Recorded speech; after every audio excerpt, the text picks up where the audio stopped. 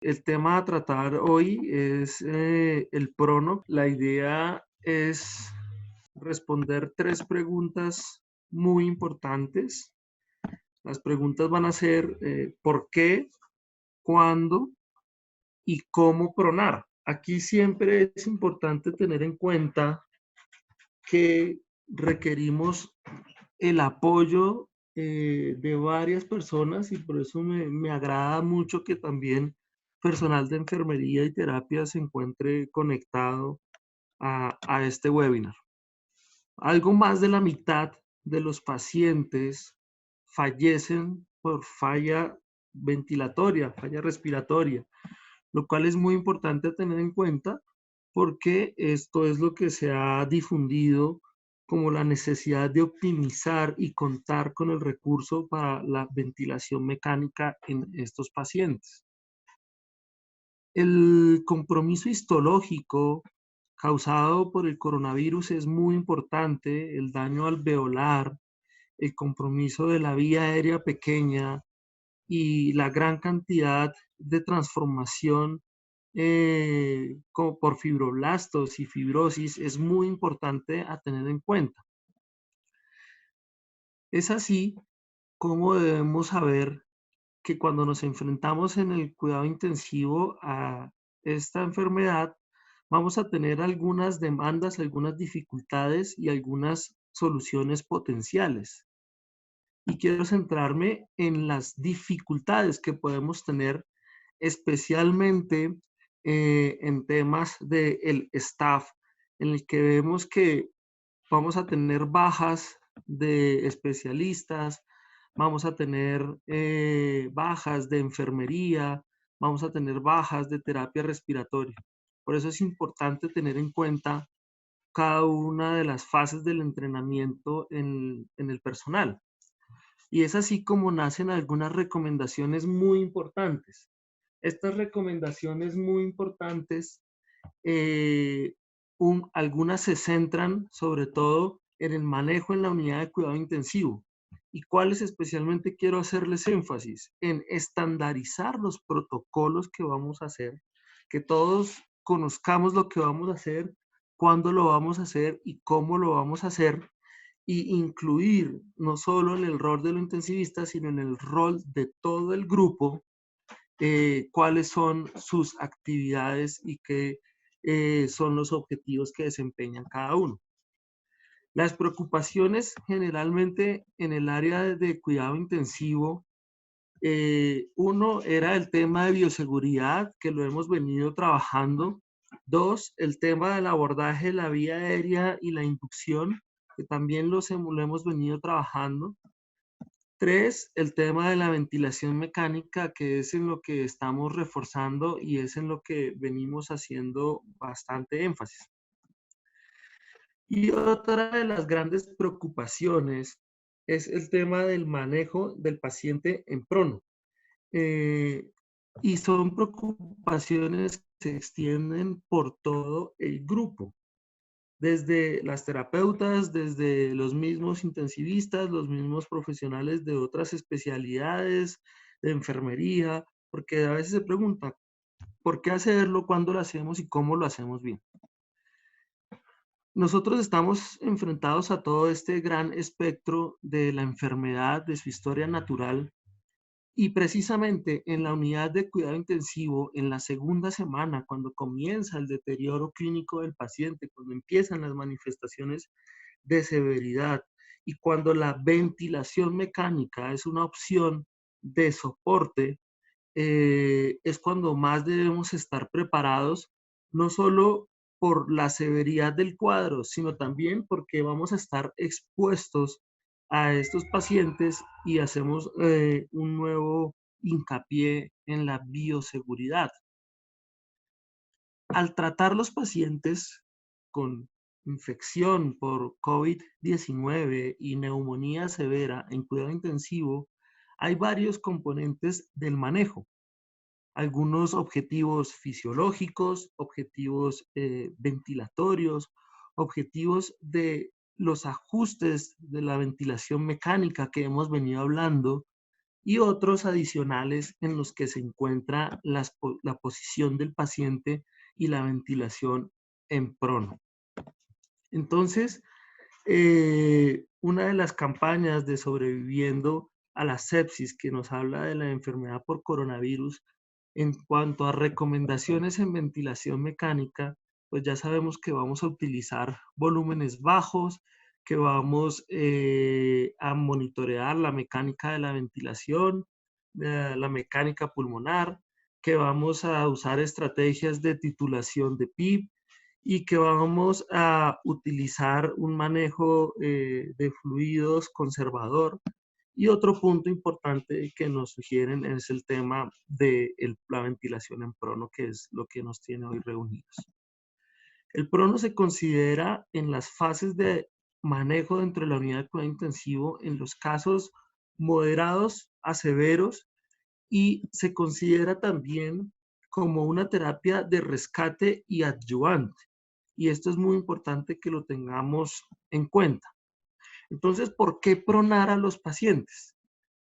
Cuando nosotros nos damos cuenta en las descripciones, vemos que con el pasar de los días, esta gráfica, ustedes ven varios subgrupos que se dividen en semanas, y vemos cómo va progresando el daño y va progresando las características radiológicas pulmonares de los pacientes hasta llegar casi en el último grupo, el grupo 4 a la derecha de la gráfica. Cuando escaneamos a estos pacientes, ya tienen algún compromiso reticular, de ocupación alveolar, de consolidación. Y esto se va a traducir claramente en el compromiso radiológico de los 4 cuadrantes a nivel pulmonar, como lo vemos también en esta gráfica con el pasar del tiempo. Esta es una radiografía donde vemos el compromiso de los 4 cuadrantes y esperamos y aspiramos no llegar a eso, pero va a ser nuestra realidad. Entonces, si nosotros nos vemos enfrentados a esto, en esta gráfica quiero mostrarles varias cosas. Primero, aquí ustedes van a ver en esta parte los índices de oxigenación, la PAFI, la PaO2, la PaCO2, la distensibilidad del pulmón, la presión media y la presión de conducción, que son conceptos que hemos venido tratando desde hace 2 días. Esto prácticamente se va a convertir en nuestra monitoría de la oxigenación, la evolución del paciente. En esta primera parte, en donde ustedes ven de la monitoría de estos parámetros en los pacientes en supino, que son sometidos a una estrategia de titulación de PIP, vemos cómo se mejoran los índices de oxigenación cuando nosotros titulamos PIP, cómo se comporta la distensibilidad en la titulación de PIP y cómo vamos monitorizando la presión meseta y la presión de conducción en estos pacientes. Si en estos mismos pacientes nosotros los pronamos también con una estrategia de titulación, vemos que el comportamiento de recuperación de los índices de oxigenación es inclusive mayor que utilizando esta estrategia en supino. Eso quiere decir que el prono se convierte en una estrategia de optimizar los índices de oxigenación con un seguimiento adecuado de la mecánica ventilatoria. Pero, ¿qué conceptos debemos tener en cuenta en este punto? Un concepto muy importante que va a ser la determinación de la efectividad de esta terapia en términos de índices de oxigenación. La siguiente pregunta es, bueno, muy bien, la titulación funcionó, el prono funcionó, pero debemos preguntarnos también si es que este pulmón es reclutable, potencialmente reclutable o no.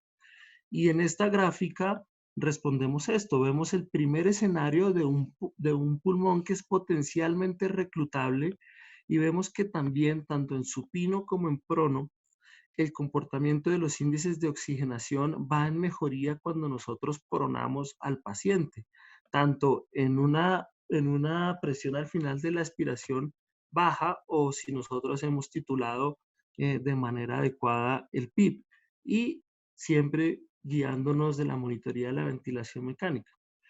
¿Qué pasa cuando el pulmón no es reclutable o no es potencialmente reclutable? Aún así, no vemos grandes cambios en los índices de oxigenación como nosotros quisiéramos. Sin embargo, podemos observar que la respuesta va a depender entonces de si este pulmón es o no es potencialmente reclutable. Ahora, en esta imagen quiero que vean a su izquierda un pulmón con SRA en supino, en el cual están colapsadas todas las áreas de la parte inferior que les voy a señalar en este momento.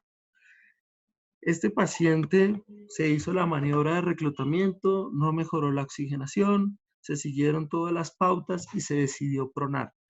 Al momento en el que se prona y se hace una escanografía en prono, quiero aclarar que este no es el estándar ni es lo que hacemos usualmente, solo por fines académicos se hizo esta escanografía en prono, mejora las zonas que estaban previamente colapsadas.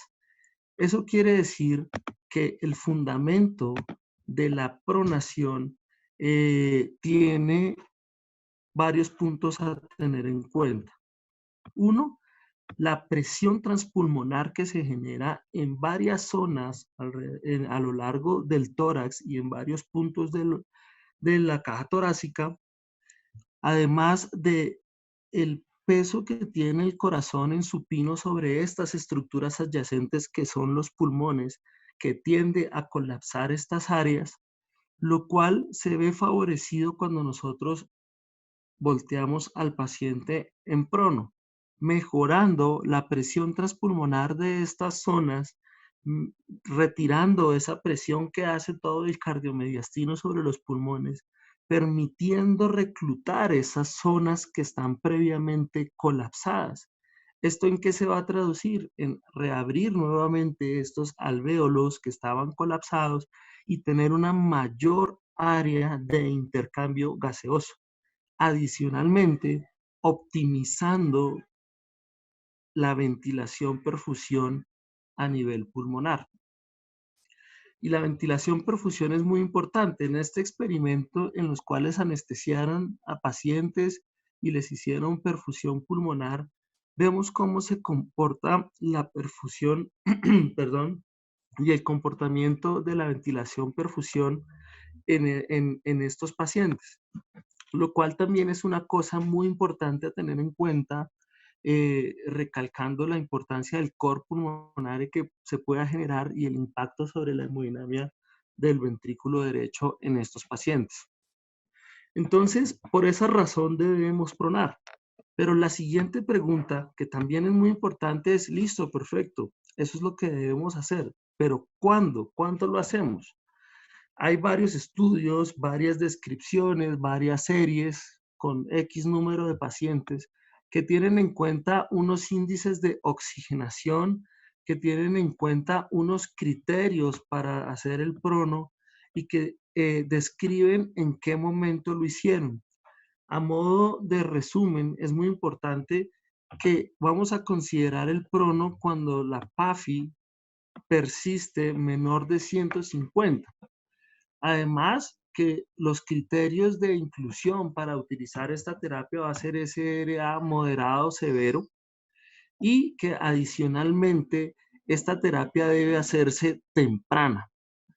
Y quiero mostrarles esta gráfica que es muy importante de manera esquemática, en el cual quiero que nos centremos en esta parte superior.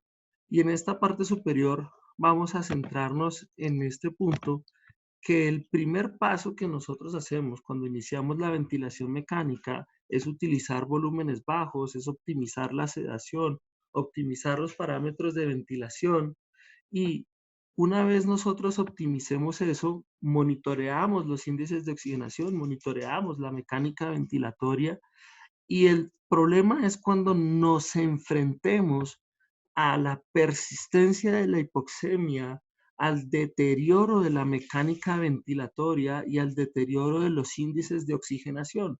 Cuando tenemos estas alarmas es cuando nos debemos preguntar, ¿necesitamos un manejo adicional a esto?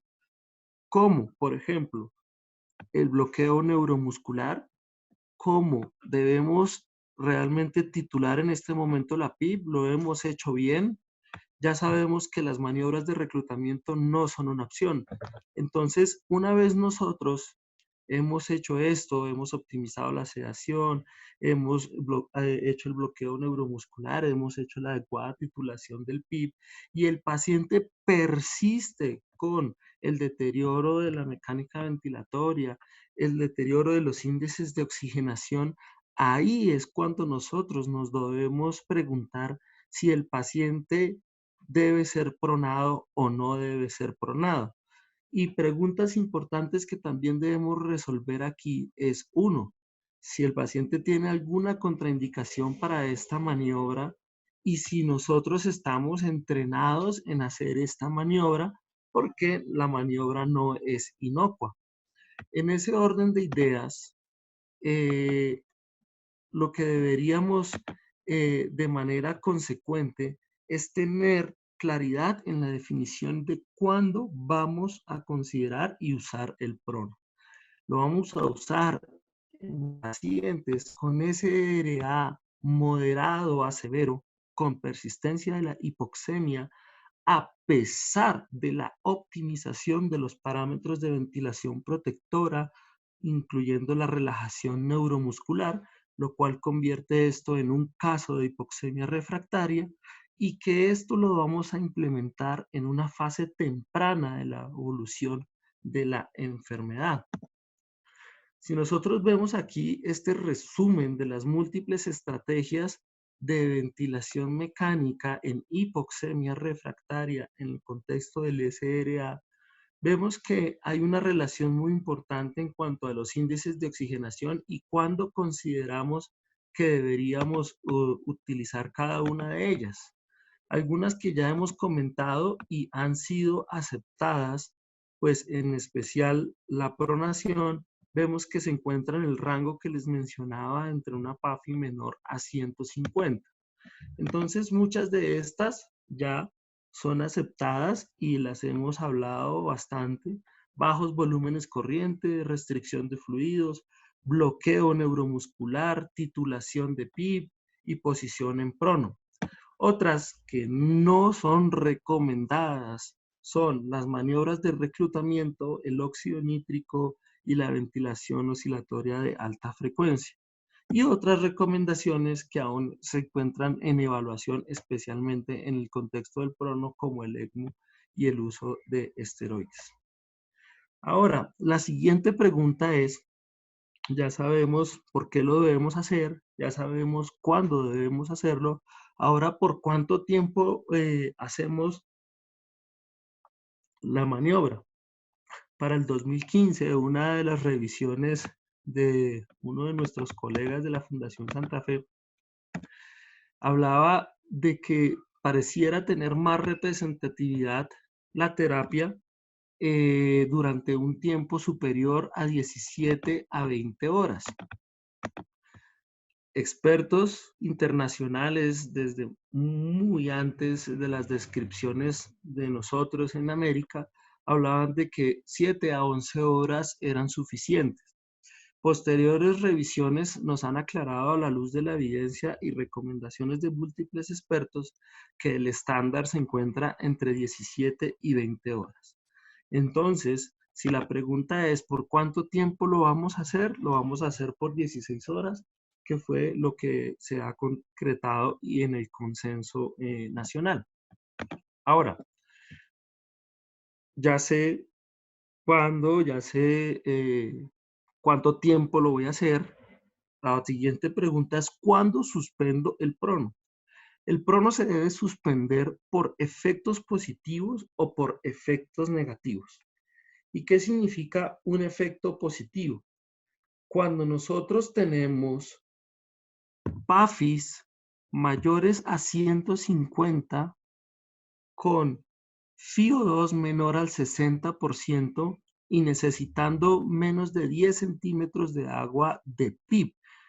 ¿Esto en qué momento? Cuando nosotros hemos hecho la maniobra de prono a las 16 horas y volteamos nuevamente al paciente y estos índices de oxigenación con esta necesidad de FiO2 y este PIB se mantiene al menos 4 horas después del final de la última sesión del decúbito prono. Eso quiere decir que nosotros deberíamos esperar inicialmente a una sesión completa de prono y posteriormente devolver al paciente al decúbito para valorar el efecto positivo. Pero también debe considerarse suspender la maniobra si tiene algún efecto negativo y aquí no va a importar si el paciente está en supino o el paciente está en prono. ¿Y cuál es ese efecto negativo? Que tengamos, a pesar de la maniobra, deterioro de la oxigenación y disminución de la PAFI en más de un 20% con respecto a la previa con la que hemos comenzado el paciente en supino, lo cual es muy importante a tener en cuenta, porque si nosotros tenemos un efecto negativo que lo detectamos de forma temprana, pues ya podemos considerar que la maniobra no le está sirviendo al paciente y no lo debemos exponer a un tiempo completo de pronación. Ahora, ¿cuándo está contraindicado el prono? Hay contraindicaciones absolutas, contraindicaciones relativas. En esta diapositiva taché algunas de las cuales nos vamos a exponer poco en términos del COVID-19, como es el politraumatismo, fracturas faciales, inestabilidad de la columna, pacientes quemados, pacientes posquirúrgicos, que esperamos pues no tener este tipo de pacientes positivos.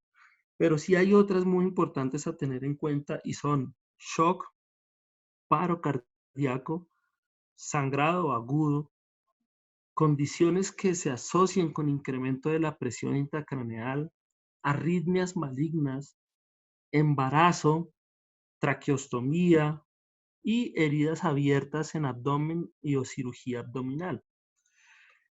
Quiero hacer una aclaración en la contraindicación del prono en el embarazo, porque en una de las consideraciones del consenso nacional se recomienda, no con gran certeza, el prono en el embarazo. ¿Esto de qué va a depender? De las semanas de embarazo, por supuesto, y de una decisión conjunta con el obstetra. Ahora, la siguiente pregunta es, ¿cómo pronarlo? Perfecto, ya sabemos por qué, ya sabemos cuándo, por cuánto tiempo, ya sabemos cuándo suspenderlo. Y ahora la siguiente pregunta que muchos nos hacemos es, ¿cómo hacerlo? Lo primero que debemos tener en cuenta es una cosa muy importante que son las listas de chequeo. Así como nosotros tenemos listas de chequeo para nuestra bioseguridad, listas de chequeo para la asistencia de los pacientes, este tipo de procedimientos debería contar con una lista de chequeo.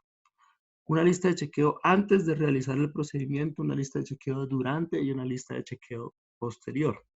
¿Y qué va a incluir esa lista de chequeo? Primero, verifique que el paciente tiene la indicación, determine la duración y tenga claro con su equipo cuánto va a ser. Contemple siempre las contraindicaciones del procedimiento. Adicionalmente, explique el procedimiento, la indicación y las posibles complicaciones a su equipo. Quinto, tome todas las medidas de bioseguridad. Sexto, evalúe el riesgo, especialmente sobre tubo orotraqueal, catéteres, drenajes, sondas. Si va a hacer la maniobra, suspenda la nutrición enteral 6 horas, si es que el paciente está con soporte metabólico enteral. Realice las curaciones respectivas en las heridas, zonas de presión en la región anterior que tenga el paciente.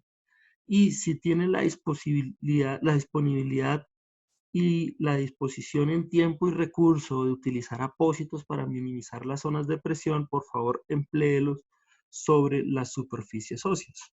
Entonces, esto es lo primero que hacemos. Esto es lo que hacemos antes de entrar a la zona del paciente.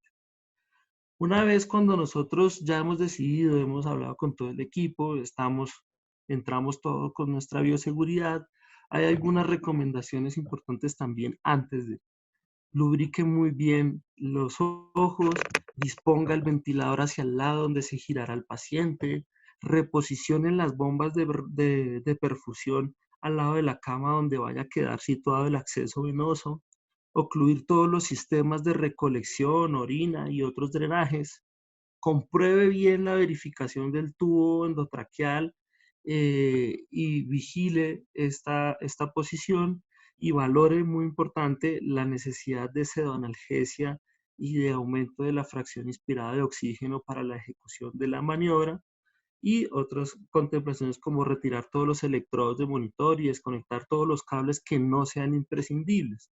Dentro de los diferentes grupos de consenso, se considera que una monitoría muy importante que se debe utilizar durante y a lo largo de toda la terapia, si el paciente, de la maniobra, perdón, si el paciente no tiene monitoría invasiva de presión arterial, es mantener la pulsioximetría. Entonces, el siguiente paso es, uno como líder, en este caso me refiero al equipo médico, debe asignar funciones. Y estas funciones incluyen un equipo como mínimo de 5 personas, que incluyen al líder, incluye al personal profesional de terapia respiratoria, que se va a encargar de la vía aérea, al personal de enfermería, que se va a encargar de la premedicación, accesos venosos y drenajes, y a 2 auxiliares de enfermería para estar preparados para el giro del paciente.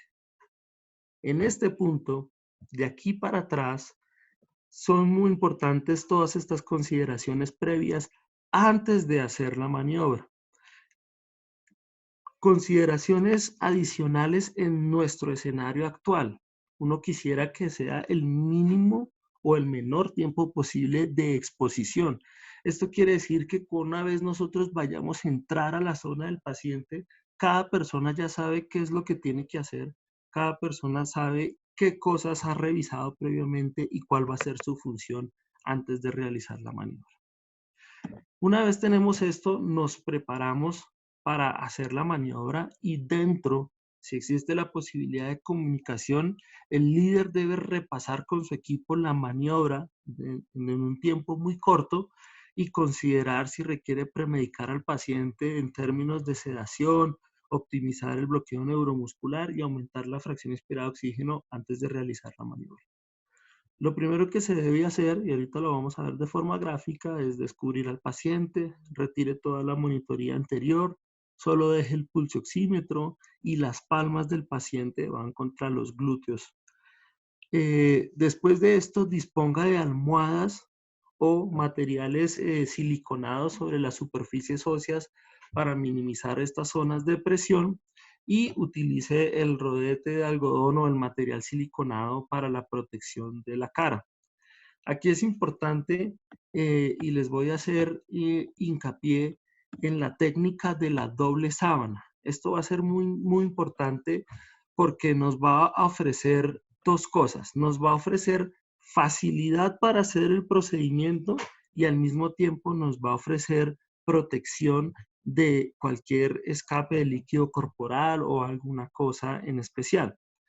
Una vez tengamos esta técnica de doble sana, ya la vamos a ver gráficamente, la fijamos de la sábana anterior y posterior y desplazaremos el paciente hacia el extremo contrario al giro y giraremos al paciente. Entonces vamos a ver esto gráficamente. Las primeras imágenes que les voy a mostrar es de un equipo completo, que en este caso pues no tiene las medidas de protección que vamos a requerir nosotros. Entonces, posiciones, vía aérea, terapia respiratoria, cabecera del paciente, el líder o el médico, frente al líder, el médico, el personal de enfermería y los dos auxiliares de enfermería. Muchas veces han preguntado si se requiere menos, si se puede con menos. Y yo creo, bueno, listo, de poder se podría hacer, pero se requiere dos personas que tengan la suficiente fuerza para poder hacerlo y técnicamente es más seguro y se haría el procedimiento más rápido con las 5 personas, lo cual pues es consecuente con las recomendaciones que tenemos actualmente. Una vez nos hemos posicionado, se repasa la maniobra, el líder con el equipo, lo que iniciamos es la preparación, descubrimos al paciente, el encargado de la vía aérea siempre está fijando el tubo orotraqueal, se retiran todos los dispositivos de monitoría y una vez se retiren una vez se retiren los dispositivos de monitoría, acordarnos siempre que las palmas del paciente van hacia los glúteos, de lado y lado.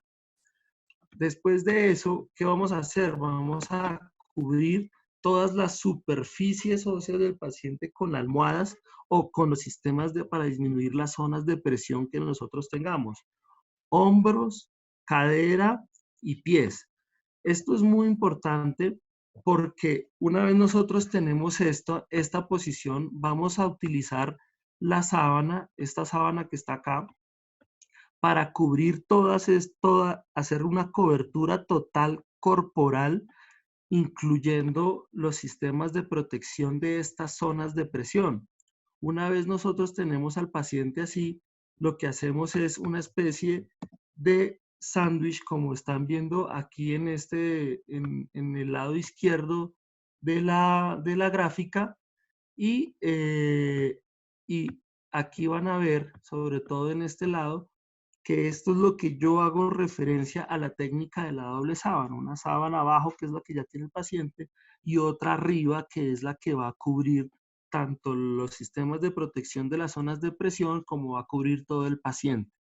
Una vez se tiene esto, se enrollan estas zonas laterales y nosotros vemos aquí que ya tenemos cubiertas todas las zonas de presión.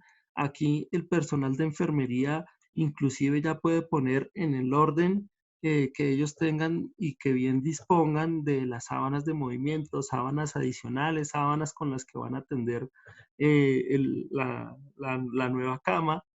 Y una vez ya tengamos esto, nos preparamos todos el equipo y a cuenta de 3 giramos el paciente hacia el lado contrario hacia donde vamos a hacer el giro, es decir, hacia el lado lateral de la cama.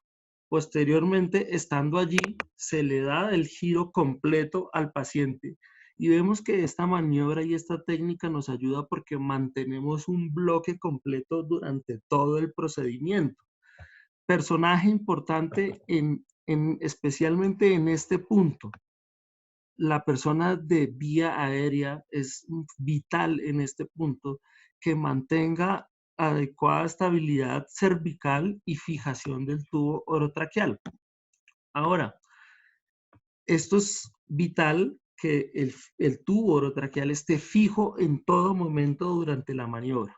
Posteriormente nosotros volteamos al paciente y lo que vamos a hacer es centrarlo en la cama, verificando la alineación corporal, retiramos la doble sábana, que en ese caso la inferior, que se convirtió en superior, va a ser lo que van a retirar, que entre comillas estaba sucio, y se monitoriza al paciente por la parte posterior y vamos a hacer la verificación correcta de los circuitos de ventilación, del estado hemodinámico del paciente. Nuevamente chequeamos la situación del tubo endotraqueal especialmente y mucho énfasis en esto y en la permeabilidad de los accesos vasculares y allí una vez tengamos nosotros nuestro paciente estable, vemos que la situación del tubo está bien, empezamos a acomodar la cabeza y los brazos en disposición fisiológica. Una recomendación muy importante es que una vez nosotros terminemos esta maniobra, pongamos la cama en posición anti-Trendelenburg de unos 15 grados de inclinación, que va a ser muy importante para evitar el reflujo gastroesofágico, para disminuir el edema facial y poder reiniciar la nutrición enteral. Y adicionalmente, en este punto ya podemos reubicar y retirar el clampeo de todos los sistemas de drenaje que tenga el paciente en ese momento. Y más o menos así debe quedar la posición del paciente en el decúbito prono y nuevamente les hago énfasis, miren el posicionamiento del el cuidado en las zonas de presión del paciente. Esto va a ser muy importante, al igual que el Antitrendelenburg del paciente y la posición de la cama. Este es un ejemplo de la lista de chequeo que se hace antes del procedimiento, que la deberíamos hacer antes de ingresar a la habitación del paciente. Otra lista de chequeo que esa se hace de manera personal, el líder la debe realizar y verificar, y es durante el procedimiento, y otra que se hace después. Quiero hacer énfasis e hincapié en que siempre, siempre se debe prever la pérdida de la vía aérea. ¿Eso qué quiere decir? Que el equipo de vía aérea, en caso de hacerlo, debe estar disponible en ese momento para la maniobra de prono, lo cual es muy importante a tener en cuenta, y les recalco que la predicción del riesgo es muy importante en este punto, sobre todo en términos de la vía aérea. Y en la valoración en el centro de la pantalla, en donde ven la parte amarillita, otra cosa muy importante es la valoración continua de la estabilidad cardiovascular del paciente. Ahora, ojo, mucho atención acá, y es en qué momento yo suspendo la maniobra, o sea, en qué momento suspendo cualquier parte de la maniobra. Uno, extubación accidental. En ese momento hay que suspender la maniobra por obvias razones. Dos, paro cardíaco o bradicardia sostenida. En ese momento deberíamos suspender la maniobra y reposicionar al paciente. Tres, hipotensión sostenida durante toda la maniobra. Si una vez estamos preparando el paciente, vamos haciendo la maniobra y persiste la hipotensión, deberíamos considerar suspender la maniobra. Y otro, a criterio del facultativo en términos de algunos otros puntos adicionales. Una vez hemos hecho esto, hay que tener otras consideraciones importantes, y son los cuidados específicos posterior a la maniobra. ¿Cómo?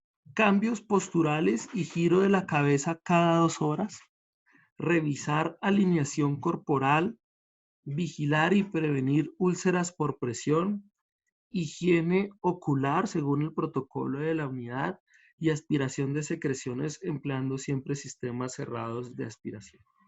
Aquí es un punto importante de discusión y en donde podrán surgir muchas preguntas, y es en cuanto a los cambios posturales y a la revisión de la alineación cada 2 horas. Si bien lo que buscamos es minimizar la exposición de las personas, acordémonos que en ese momento las personas todas estarán en una zona contaminada, en las cuales todas deberían contar con los sistemas de protección. Y para ese momento, pues es muy importante hacer el seguimiento para evitar zonas de presión. Esta es la lista de chequeo que se hace después, una vez el paciente ya se ha posicionado en el decúbito prono, en el cual verificamos el posicionamiento de la cabeza, el posicionamiento del tubo orotraqueal, verificar que los ojos estén cubiertos, estén lubricados, que no haya presión directa sobre los ojos, que estemos en posición antitrendelenburg, que la sonda gástrica, etcétera, etcétera, esté bien posicionada, que el cuello no esté hiperextendido, que no hayan zonas de compresión, especialmente en cabeza, tórax y así sucesivamente.